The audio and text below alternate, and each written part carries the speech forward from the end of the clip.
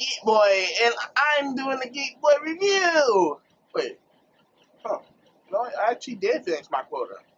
Yeah, if you don't know, you won't know. I was gonna review all past Ninja Turtle movies, all leading up to the new one, and I think I'm done.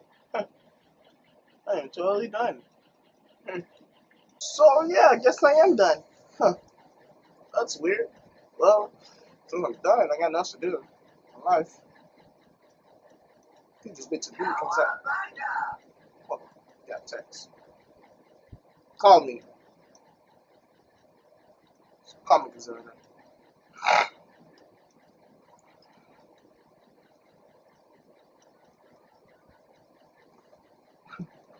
dude.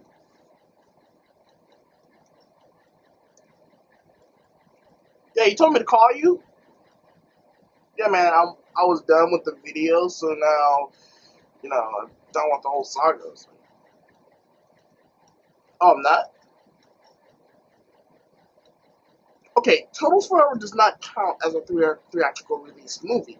So therefore, I have not. Wait, it's not Turtles Forever? What is it? Oh, now I remember. The Kevin Monroe movie. Oh, yeah, the TMNT that's totally forgettable because it has a lot of things that I know what the fuck I don't really like. Oh, yeah, you're right. I'm fucking up myself. Should do my research for it.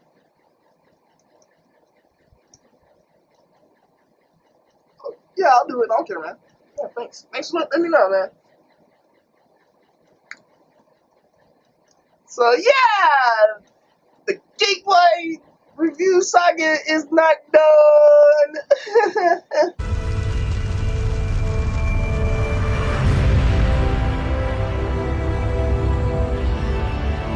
If you don't know, you won't know. After the failure of the last movie, which I told you not to freak out at. Fuck you, fuck you, fuck you, fuck you. Yep, totally did not freak out at. I'm a Ninja Turtle fan. Fuck this movie. And the rights belongs to Warner Brothers. So Warner Brothers teamed up with Kevin Monroe, Image Animations, to create the new Ninja Turtle movie for everybody. And the first teaser trailer that was released was really, really awesome. When you look at the teaser trailer, it looks like it was going to be something else. Oh my god. This is the new Ninja Turtle movie that we all want. Them in the shadows, them with blind eye that can easily switch to pupil eyes, and they was just throwing their new moves out to the air, like, that new shit. Then, for me, I was like, what, 13 at the time when the movie came out, when it was announced? Yeah, I was 13. And I was really hardbound. I was like, yes, Ninja Turtles is back. When I saw the poster in the movie theater, when I went to see that at the museum, I was like, yes, Ninja Turtles are back. The movie comes out. I go and see my grandma. We come late as fuck. We come back towards the end of the movie. So we decide to movie hop. And when we movie hop to the movie, I loved it. I loved it. I praised it. Now, I even bought it on DVD. That's how much I praise this fucking movie. And when I grew up, got more experience with movies and got more knowledge of how movies supposed to be done and how a good movie should be good, a dumb movie should be good, a guilty pleasure is, and a fuck you movie is.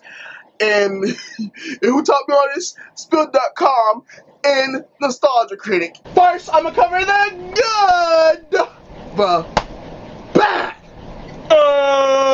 Bad. The good of this movie is that the animation for all the characters, well, not all the characters, well, not all the characters, are very cool and original. They look like they put a lot of time and detail for everyone, especially for the Turtles. The Turtles, they all have the defining details. Leonardo, he is the leader, so he has to be a little bit tall, a little bit lenient, so he look like he has agility and as well as strength. Donatello, he is kind of skinny, a little bit of muscle. He's still kind of skinny, but when he fights, he's supposed to have, you see him actually be kind of flexible and agility. Michelangelo, because he is the smallest. Well, he's not small. It's what I mean. They're almost all the same size. Since he's the youngest, he's the fastest. Raphael, he is literally the most muscular of the turtles. So you can actually see that's Raphael. He looks like a fuck person up, and you see the defining characteristic for the turtles is actually good. Bah! Out of the movie is that this whole movie is forgettable. Yeah, it's so forgettable. It gives you characters that you love and know, like Splinter, April, Casey, Donatello, Michelangelo. Hell, you forget about the Foot for one moment, and you forget about the main villains, all because they want to focus on the two turtles, Raphael and Leonardo, all because they have conflict. Conflict that's really bitch made for these two characters. Usually Leonardo and Raphael have reasons why they're fighting against each other. The first movie, they fought against each other all because they wanted to have a better action of fighting Splinter. The second movie, they had a fight because Raphael wanted to get the ooze and stop the Foot, while Leonardo says, let's find a home first and then we look for the Foot.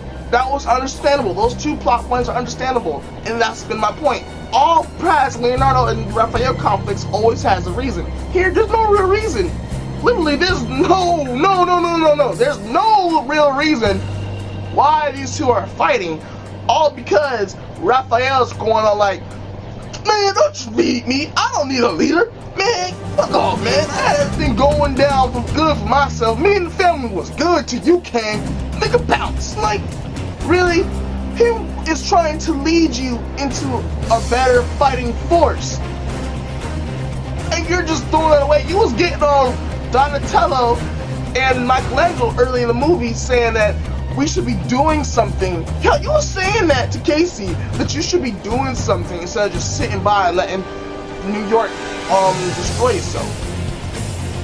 And I'm just like, you're not trying to show that these characters have some real conflict. It just seems like this is just fan-made to tailor to the fans who love that Leonardo and Raphael conflict so fucking much, to where you forget about the other two turtles. You go like, where is Leonardo and Donatello? They'll pop up here, say their few lines here, don't barely talk here, and then the rest of them, they don't talk at all. And not only that, they build up Max Winters, I believe his name, or South Dakota, I don't know what his fucking name is, and they build him up to be a villain, only to say, oh, he's not a villain. That's the twist. He's not a villain. I'm like, no, he's not even a villain. Or is he a good guy? Because the movie barely showed him. They focused so much on Leonardo and Raphael and their conflict to where you'll forget about what's going on, and he's being mind-numbing to this bullshit. And they try to cram a subplot with April and Casey. April is not considering Casey to be mature, and I'm like, I don't want to hear that bullshit. I don't give a fuck about your relationship. I can't see Ninja Turtles. And yes, they do focus Ninja Turtles, but they will sometimes drop hints that Casey and April will have problems or some sort. Like when they're arguing in the car, I'm like, you two motherfuckers need to focus on fighting this monster, not argue. And then you want to kiss at the end of the movie, and like, I don't give a fuck about these people at all. And this movie builds, once again, this movie has plot holes. Here's number one. Leonardo was sent to Central America by Splinter to become a better leader, right? He gets home, he says he's a better leader now. Splinter, he agrees, you are a better leader. He gives him a medallion to show that he's a better leader. But he forbids Leonardo to lead the turtles into battle until the turtles have proven they are a capable fighting force and Leonardo is a capable leader. What bullshit is that? Why send him to Central America? Why send April to find Leonardo so he can tell him that you are a leader now, you've proven yourself, and give him a medallion to say that he proven himself, to give him restricts to where you forget, like, why are you doing this? You're being a cop tease. The epic of this movie is, well, Leonardo versus Raphael. That's pretty much it. When you look at that fight, when the build up, like, oh, they gotta fight it out. And yes, they do fight it out. You're like, oh my god, they're really fighting. And it's pretty intense. It is intense. It's very choreographed. It's very well animated to show who's more superior and who has weaknesses.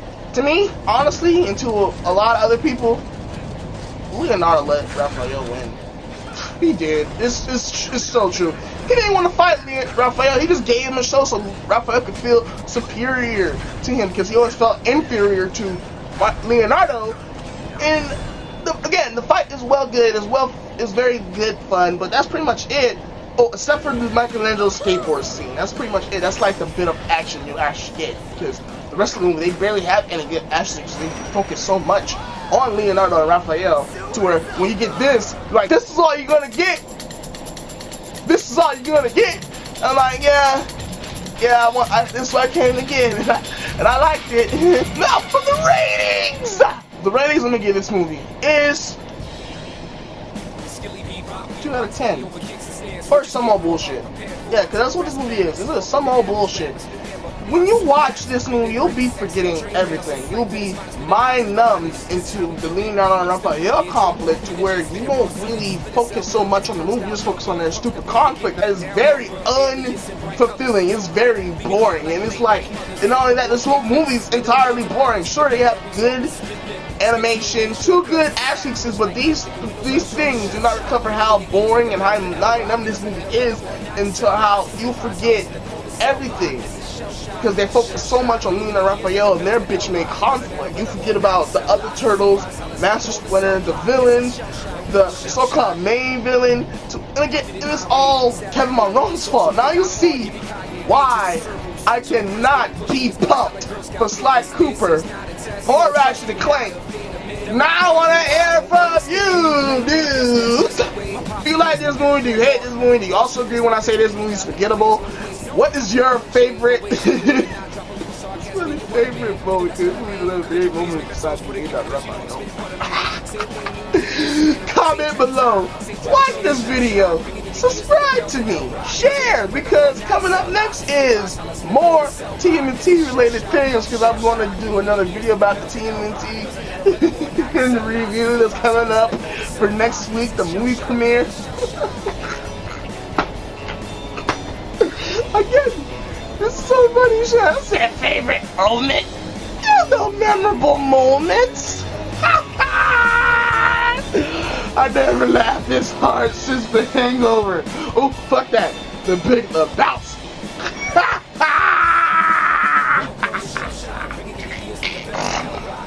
The Geekboy. Signing off.